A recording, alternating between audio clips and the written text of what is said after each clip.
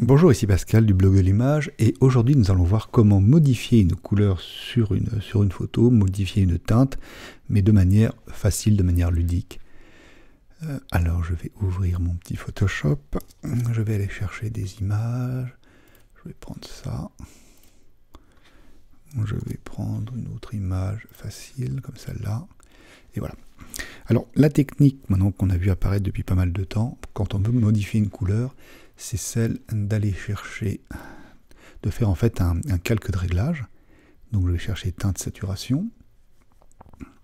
Ici on va définir une première couleur et on va aller sélectionner ces teintes. Donc vous voyez le petit curseur ici, je vais réduire un petit peu pour essayer d'être plus précis. Et en cliquant de toute manière, il va se réadapter aux images, aux teintes que je sélectionne avec ma pipette. Donc je vais cliquer un peu sur des densités et des teintes légèrement différentes pour que ces petits curseurs se règlent correctement.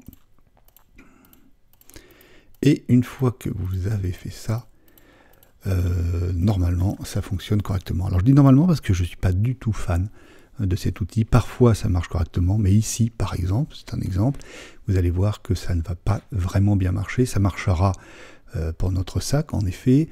Ici ça marchera, mais on pourra le retirer facilement, comme il vous met tout de suite un masque de fusion de manière à pouvoir retirer les zones que vous ne voulez pas saisir. Mais vous allez voir que ici par exemple dans l'ombre, ça ne marchera pas. Parce que si vous avez le malheur d'aller sélectionner aussi ces teintes-là qui sont quand même très très loin, eh bien vous allez attraper la totalité de l'image et vous rentrez dans une usine à gaz après où il faut retirer tout ce qui n'est pas touché. Enfin bon, voilà. Alors bon, on va quand même regarder cette méthode. Donc maintenant, une fois que j'ai fait ça, il suffit en effet que je change ici la teinte. Donc admettons que je veuille un sac légèrement bleu. On peut jouer, le rendre plus ou moins saturé, changer en effet sa densité.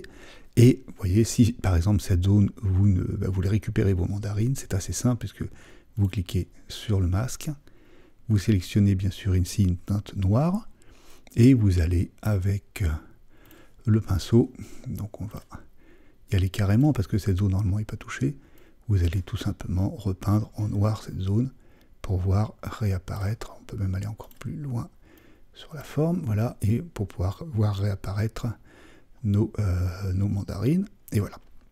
Donc jusqu'ici, vous voyez, ça marche à peu près, sauf que comme vous voyez, on n'a pas touché cette teinte. Et si j'ai le malheur de vouloir sélectionner cette teinte en plus, on était parti sur du rouge, voilà, vous allez voir que là, ça va partir, ça part en sucette fatalement. Donc bon, moi, je ne suis pas vraiment fan de cette méthode. Parfois, ça peut marcher, en effet, correctement, mais je préfère la méthode plus traditionnelle et qui, au final, est beaucoup plus rapide. Et la méthode, c'est tout simplement de faire une sélection propre. Voilà. Donc ici, en plus, ça va être très très facile, hein. On va commencer à prendre la pipette, la baguette magique, pardon. On va cumuler tout ce qu'on a envie de prendre. On va augmenter ça pour aller plus vite.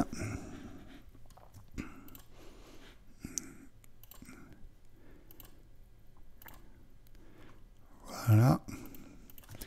Ici, on va grossir un peu pour se rendre compte de ce qu'on est en train de faire.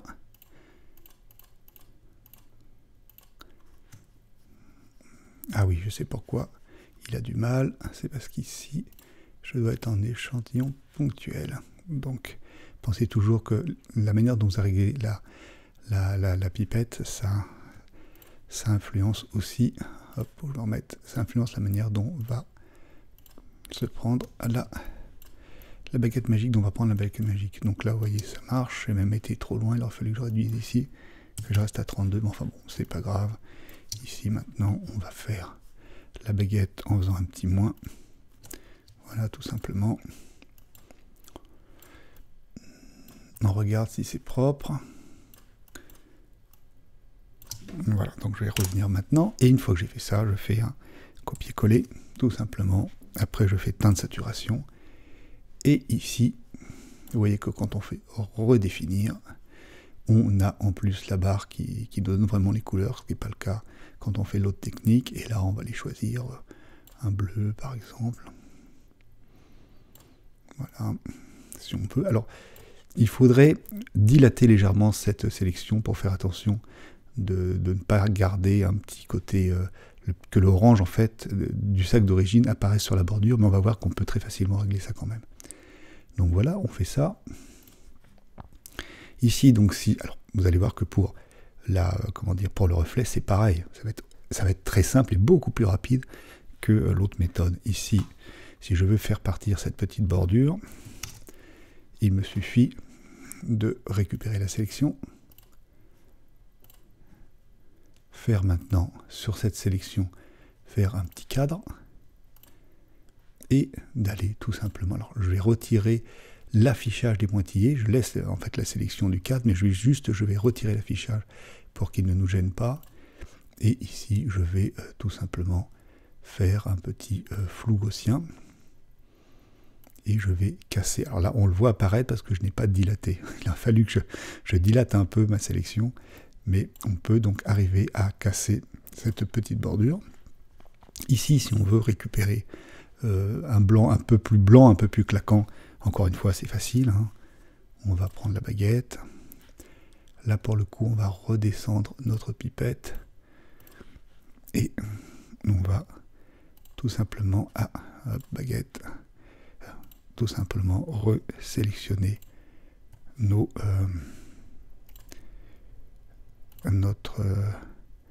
marquage. Voilà. Ici, on fait une petite courbe. On vient toucher ici et voilà, on remet un peu plus blanc si on veut pour que ça soit plus marqué. Et vous allez voir que par ce procédé, on reprend ici, on va beaucoup plus facilement aussi travailler la zone de reflet, puisque le reflet, il serait assez logique qu'il n'est pas exactement la même teinte que le sac, puisque il est sur une glace qui est, normalement, il y a du bleu derrière, donc on devrait avoir un bleu, mais il devrait être légèrement différent. Donc c'est beaucoup plus évident de le travailler de la même manière que tout à l'heure, mais sur une couche à part, et d'aller rechercher une teinte.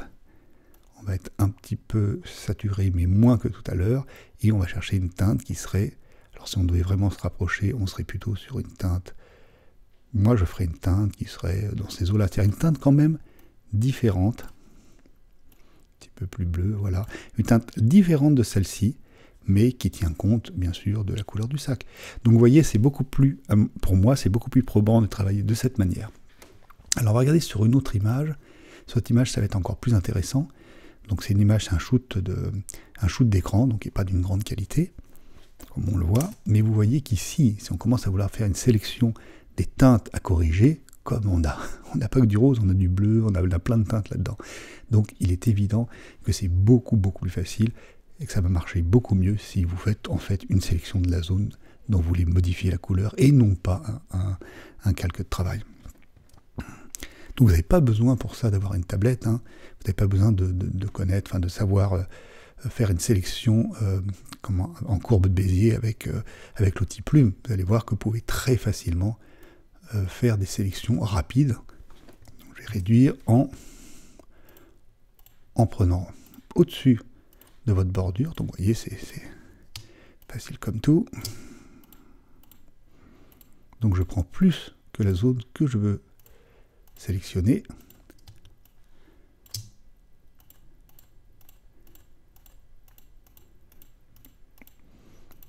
Comme vous voyez, je ne suis pas précis du tout.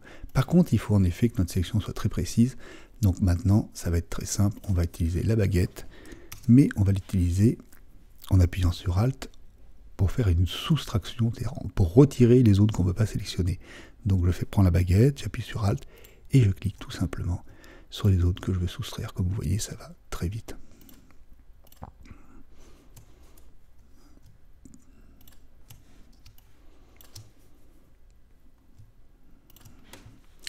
Et après, on affine avec le lasso. Donc je regarde ici.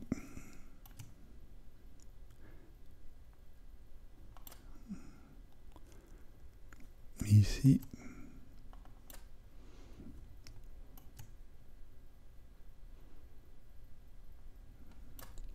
Voilà, et à la limite aussi ici.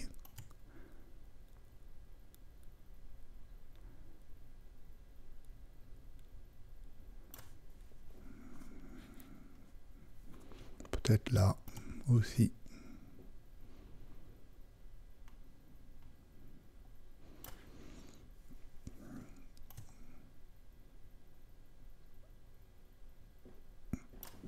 Voilà, comme vous voyez, ça va quand même assez vite. Maintenant, je fais mon copier-coller. Tout simplement. Donc on voit que j'ai été un petit peu plus loin, mais vous allez voir qu'après, ça va être quand même très facile. Et maintenant, un petit teint de saturation, redéfinir, et je vais par exemple rechercher une couleur plutôt bleue comme ça, par exemple. On va saturer un peu, on va densifier, et puis on va aller chercher, admettons, cette couleur. Donc maintenant, vous voyez qu'ici, si je grossis, vous voyez que toutes ces teintes qui étaient un peu différentes, on a tout passé au bleu. En fait, c'est beaucoup plus facile. Encore une fois, pour cette petite bordure, on va faire la même petite astuce que tout à l'heure, sauf qu'encore une fois, j'ai pas pensé à dilater, mais bon, c'est pas grave. Ici, je vais faire modifier, je vais faire un petit cadre. Et je vais tout simplement, donc je vais enlever l'affichage pour qu'on se rende mieux compte, et je vais faire un petit flou gaussien, de manière à fondre un peu plus. Voilà. Alors encore une fois, ici, par exemple, si on veut récupérer les boutons, très facile, on fait un petit masque de fusion. Ah, par contre, j'ai fait une petite erreur. Il faudrait d'abord que je désélectionne, parce que je ne voyais pas, mais j'avais une sélection. Donc je désélectionne. Et maintenant, je fais mon masque de fusion. Et maintenant, il me suffit simplement d'aller choisir, donc de garder, après avoir sélectionné le masque de fusion, de mettre, d'utiliser la couleur noire pour percer. Et je vais réduire cette taille. Ouais. Par exemple, et je vais mettre, voilà, je ne vais pas mettre à 100% pour garder un peu de bleu. On pourrait même le descendre un peu plus, bien qu'en faisant tourner, je vais quand même toucher. Et voilà, quoi, il suffit simplement que je perce gentiment les endroits où il y a les boutons, tout simplement. Alors on peut faire ça, on peut faire une sélection des boutons et remplir en noir pour faire voir la couche du dessous. Enfin bon, il y a plusieurs manières de faire, encore une fois. Hein. Mais pour travailler rapidement, voilà, je fais naturellement. Je fais ici ce que je ferais si je devais faire une retouche en fait rapide.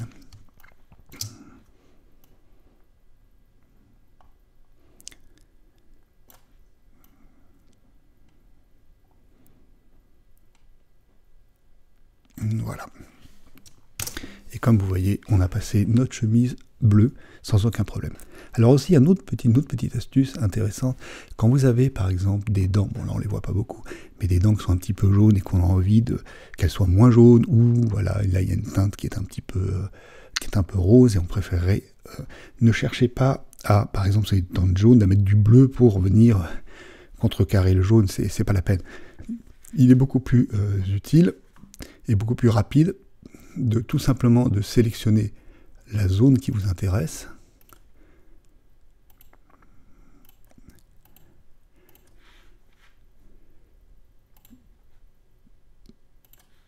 Donc je le fais un petit peu rapide, mais le principe c'est que vous voyez la technique plutôt.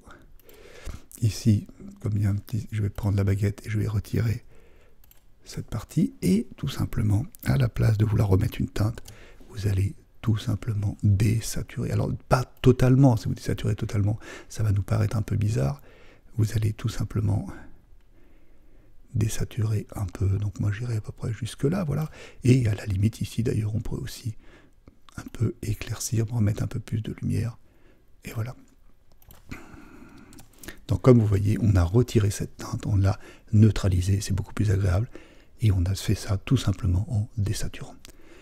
Donc voilà pour aujourd'hui cette petite astuce, j'espère que ça va vous rendre service, et je vous donne rendez-vous sur une prochaine vidéo d'astuces. À bientôt. Et vous êtes libre de recevoir gratuitement mon guide filmé avec un appareil photo, les 10 points indispensables à maîtriser pour réussir ces vidéos. Pour cela, il vous suffit de me laisser votre prénom et votre mail pour recevoir en retour un lien de téléchargement pour la vidéo et le guide en PDF.